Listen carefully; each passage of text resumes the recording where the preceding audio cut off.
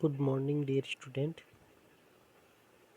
Today we are going to discuss about environmental factor. This topic is related to ecology. The first of all, we need to know about the definition of the environmental factor. Environmental factor means the external condition, matter, force may be physical or chemical, and microorganism that influence the development of any organism, direct or indirect, and also influenced by themselves. Means क्या हुआ कि जो बाहर के जितने भी दशाएं हैं, कंडीशंस है, वो चाहे मैटर हो, चाहे फोर्स हो, चाहे फिजिकल हो, चाहे केमिकल हो, या कोई माइक्रो ऑर्गेनिज्म हो या मैक्रो ऑर्गेनिज्म हो, जो किसी ऑर्गेनिज्म के डेवलपमेंट को डायरेक्ट और इनडायरेक्ट प्रभावित करता है. The conditions which affect direct और indirect the development of the organism and also are influenced themselves are called the environmental factor. Or environmental factor are correlated, interlinked, and depend to each other and unite together to form a complex that is called the environmental complex. Mostly ecologists divided the environmental factor into the four series. First, environment factor divided into the four series. First is climatic factor, means climate may be light, temperature, precipitations, wind, atmospheric gases, humidity. These are included into the all are is included into climatic factor.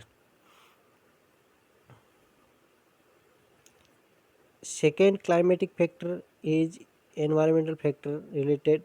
Second environmental factor is edaphic factor, soil, soil organism, soil air, soil texture, soil water, etc.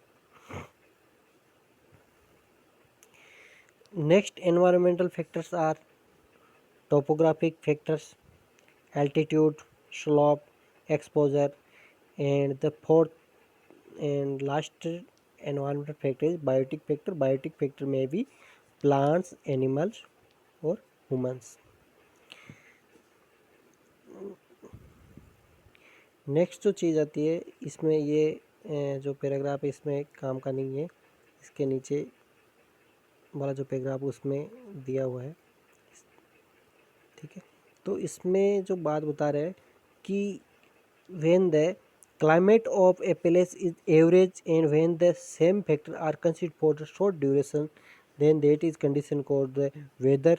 And when the climate is average or longer duration on the basis of this is called the season. Means क्या हुआ कि जब कोई climatic condition है वो long duration के लिए constant है, लॉन्ग ड्यूरेशन के लिए कांस्टेंट है, मतलब कोई क्लाइमेटिक कंडीशन है वो लॉन्ग ड्यूरेशन के लिए कांस्टेंट है, and average of the climatic conditions for long duration is called the season. Means क्या हुआ,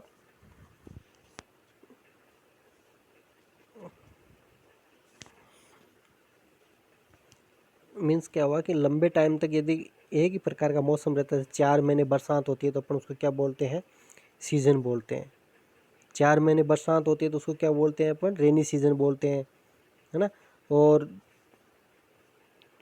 4 महीने ठंड पड़ती है, कोल्ड क्लाइमेट रहता है, तो 4 महीने कांस्टेंट रहता है, 4 महीनों के लिए, 4 मंथ के लिए कांस्टेंट रहता है, तो उसको अपन क्या बोलते हैं, उसको क्या बोलेंगे, सीजन बोलते हैं, है ना. तो और वैसे क्या होगा, डे बाय डे जो क्लाइमेट चेंज होता है, डे बाय डे जो क्लाइमेट चेंज होता है उसको क्या बोलते हैं, वेदर बोलते हैं. जैसे आज गर्मी है, कल बरसात हो गई तो क्या बोलेंगे कि मौसम चेंज हो गया, है ना, मौसम वेदर बोलेंगे उसको. फिर गर्मी हो गई तो वापस अपन बोलते हैं मौसम चेंज हो गया, गर्मी. तो जो डे बाय डे जो क्लाइमेट चेंज होता है उसको क्या बोलते हैं, वेदर बोलते हैं, मौसम बोलते हैं. उसके बाद आता है the climate of particular place being the same there is many places where the climate is different.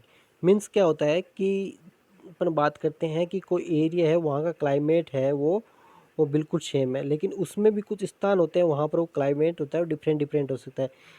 Such variation of local variation and climate is called the micro climate. इसको जो थोड़े थोड़े जो स्थानों पर जो प्लेस टू प्लेस जो variation होता है क्लाइमेट के अंदर, मतलब पूरा पूरा एरिया है उसके अंदर क्लाइमेट जो है बिल्कुल सेम है, लेकिन उस एरिया के अंदर भी कुछ ऐसे स्थान है उनके अंदर जो क्लाइमेट है वो थोड़ा थोड़ा चेंज है। तो उनको वो जो चेंज वाले थोड़े थोड़े जो चेंज वाले अंदर वाले जो सब क्लाइमेटिक सेंटर है उनको क्या बोलते हैं, माइक्रो क्लाइमेट बोलते हैं। जैसे क्या होता है कि मान लो कोई जंगल है, फॉरेस्ट है, उसके अंदर अपन जाते हैं तो वहाँ थोड़ा टेम्परेचर कम होता है। क्यों? क्योंकि these are surrounded by the plants. तो उससे क्या होता है वहाँ डायरेक्ट सनलाइट नहीं होती, अंदर का जो तापमान होता है कम होता है। लेकिन जब कहीं अपन दूसरे उससे बाहर निकल के आएंगे तो वहाँ पे प्लांट नहीं होंगे, तो वहाँ डायरेक्ट एक्सपोजर होगा लाइट का, तो वहाँ पर टेम्परेचर ज़्यादा होता है। तो वहाँ का एरिया का क्लाइमेट एक ही है, चाहे गर्मी का क्लाइमेट बोले चाहे सर्दी का क्लाइमेट बोले, एक ही क्लाइमेट है, लेकिन उसी एरिया के अंदर बाहर गर्मी है अंदर ठंड है। तो इनको माइक्रो क्लाइमेटिक सेंटर बोलते हैं, है ना। जैसे forest inside and outside in temperature and quantity of light, deep valley, mountain. जो माउंटेन की बात करें तो जो डीप वैली होती है वो लाइट कम होती है, तो वहाँ पर थोड़ी टेम्परेचर कम होता है। और जो ऊपर वाले एरिया होते हैं वहाँ डायरेक्ट एक्सपोज होता है तो वहाँ टेम्परेचर ज़्यादा हो सकता है। इस प्रकार से हम उनको माइक्रो क्लाइमेटिक सेंटर बोलते हैं। तो इस चैप्टर के अंदर अपन और डिफरेंट टाइप ऑफ जो क्लाइमेटिक फैक्टर उनके बारे में डिस्कस करेंगे। इसके बाद ये डायग्राम दिया है, उसमें डायग्राम में देखो कि ये जो प्लांट है ये डिफरेंट टाइप ऑफ क्लाइमेटिक जो फैक्टर उनसे एक्सपोज हो रहा है ना। जैसे क्लाइमेटिक फैक्टर की बात करें अपन, डिफरेंट एनवायरमेंटल फैक्टर से भी एक्सपोज हो रहा है। इसके अंदर जो एडिपिक फैक्टर भी है, जैसे ये सोइल है, ठीक है, और ये बायोटिक फैक्टर है, बर्ड्स इंसेक्ट मेन है, ये विंड है, फिजिकल फैक्टर है। जो अपन क्लाइमेटिक फैक्टर है, ये क्लाइमेटिक फैक्टर है, सारे के सारे सनलाइट वगैरह। तो all of this affected by all the environmental factor, this plant affected by all the environmental factor. इसके बाद जो नेक्स्ट बात करते हैं तो क्लाइमेटिक फैक्टर, जो पहला फैक्टर आता है वो आता है अपने क्लाइमेटिक फैक्टर, है ना। जो अपन चार जो फैक्टर होते हैं, 4 फैक्टर होते हैं एनवायरमेंट में, सबसे जो पहला फैक्टर आता है वो क्लाइमेट फैक्टर। तो climate factor include light, temperature, wind, precipitations, atmospheric humidity and atmospheric gases। Global climate system बोलते हैं इसको। और इसके अंदर कौन कौन से है, तो लाइट है, टेम्परेचर है, विंड है, प्रेसिपिटेशन, एटमॉस्फेयर है, ह्यूमिडिटी है और एटमॉस्फेरिक गैसेज है। तो इसमें सबसे पहले जो फैक्टर आता है वो तो लाइट होता है। अपन सबसे पहले करेंगे लाइट की बात करेंगे। तो लाइट का जो सोर्स है, जो प्राइमरी सोर्स है, आपको पता ही है, जो नेचुरल सोर्स है वो लाइट का जो सोर्स है सन है। और जो आपको बता दूं, एक हमेशा बात याद रखना, 390 नैनोमीटर से 760 नैनोमीटर की जो वेवलेंथ वाली लाइट होती है इसको विजिबल लाइट बोलते हैं, इसको विजिबल लाइट बोलते हैं। और यही जो लाइट होती है ये प्लांट्स के लिए उपयोगी होती है, यूजफुल होती है। इसको विजिबल लाइट क्यों बोलते हैं? क्योंकि इसलिए इस वेवलेंथ के अंदर ही, आपको बताऊं तो इस वेवलेंथ के अंदर ही आपको पता हो तो विजिबल लाइट इसलिए बोलते हैं, इसके अंदर विबग्योर पाया जाता है। जो 7 कलर होते हैं ना वो पाए जाते हैं, इसी रेंज के अंदर पाए जाते हैं, इस रेंज के अंदर ही विबग्योर पाया जाता है ना। और इसीलिए इसको विजिबल लाइट बोलते हैं। और विजिबल लाइट के साथ साथ इसको PAR रेंज भी बोलते हैं, फोटोसिंथेटिकली एक्टिव रेडिएशंस बोलते हैं। क्योंकि इस वेवलेंथ के अंदर, विजिबल लाइट के अंदर फोटोसिंथेसिस की जो रिएक्शंस होती है सबसे ज़्यादा होती है ना। देखो ये PR लाइट यार, ये रेंज दी है, इसको विजिबल लाइट बोलते हैं। इसके बाद बता रहा है कि डिफरेंट जो प्रॉपर्टीज़ होती है लाइट की वो कौन कौन सी है। तो सबसे पहले प्रॉपर्टी जो लाइट और वेवलेंथ की बात करें तो वेवलेंथ जो लाइट की होती है वो बहुत इफेक्ट करती है। आपको मैं बता दूं कि जो इसमें वेवलेंथ होती है वो 200 से लेके 390 तक जो होती है इसको UV बोलते हैं। 390 से 760 इसको विजिबल बोलते हैं। और 760 से जो ऊपर की जो वेवलेंथ होती है उसको IR बोलते हैं, इंफ्रारेड बोलते हैं। ये जो वेवलेंथ होती है काम की होती है, बाकी ये जो वेवलेंथ होती है प्लांट्स के लिए और वुमेंस के लिए जो हार्मफुल होती है काम की नहीं होती है। तो इसमें भी यही बता रहा है कि जो विजिबल स्पेक्ट्रम होता है वो यूजफुल होता है फोटोसिंथेसिस। मैक्सिमम जो होता है फोटोसिंथेसिस की जो रिएक्शंस होती है, वो जो फोटोसिंथेसिस की जो रिएक्शंस होती है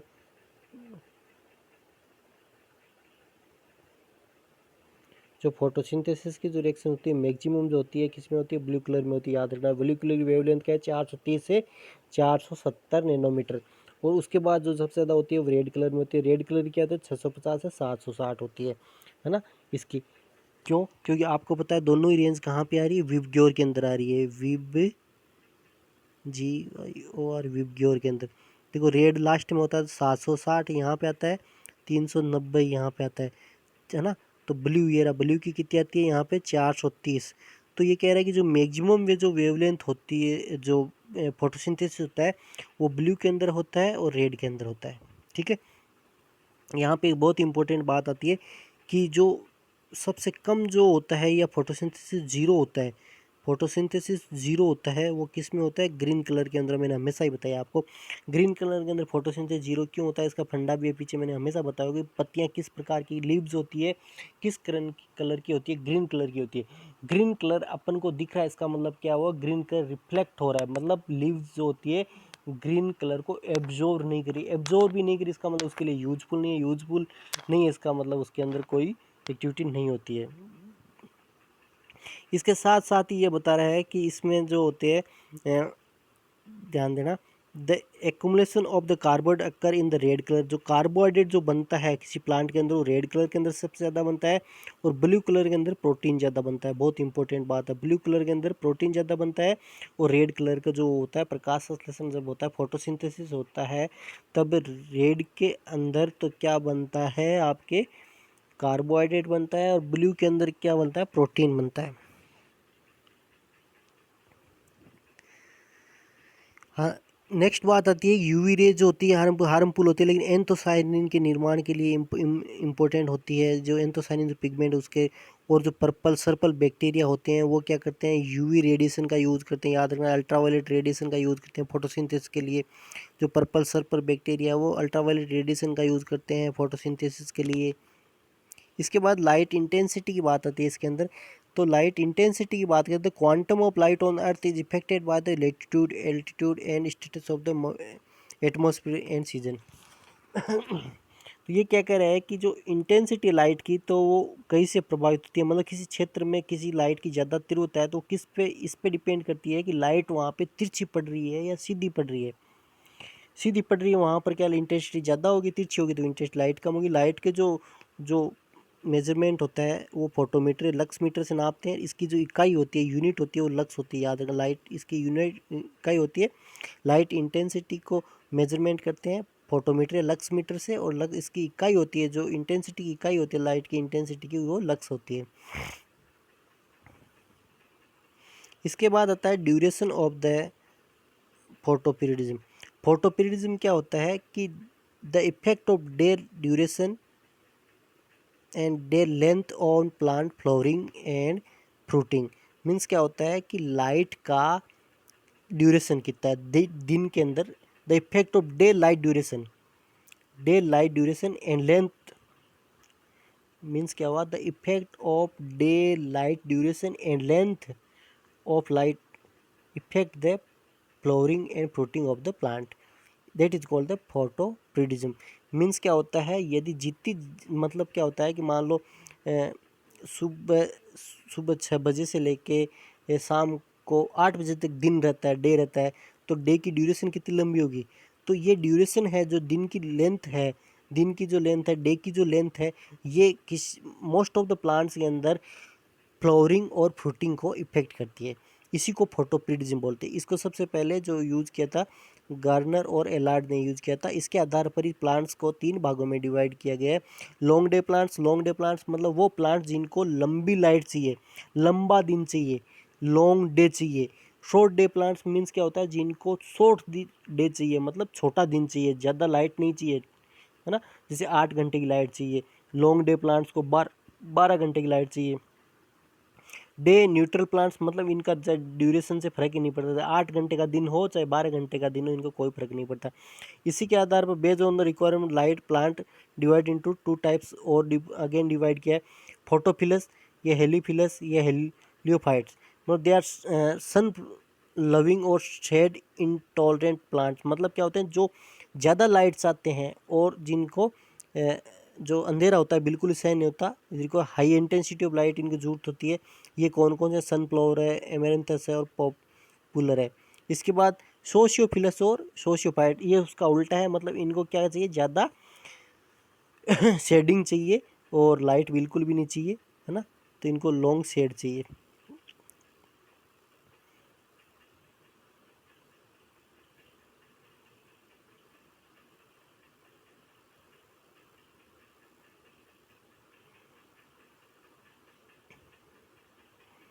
तो डियर स्टूडेंट, ये यहाँ तक आज अपने फोटो फिलस या एलिफिलस पढ़ा है, ये अभी आप तैयार करो, इसके बाद मैं अगला आपके साथ में शेयर करता हूँ। ठीक है, इसका अगला का जो है, इसके आगे का जो अभी नेक्स्ट अभी क्लास में अपन तैयार करते हैं।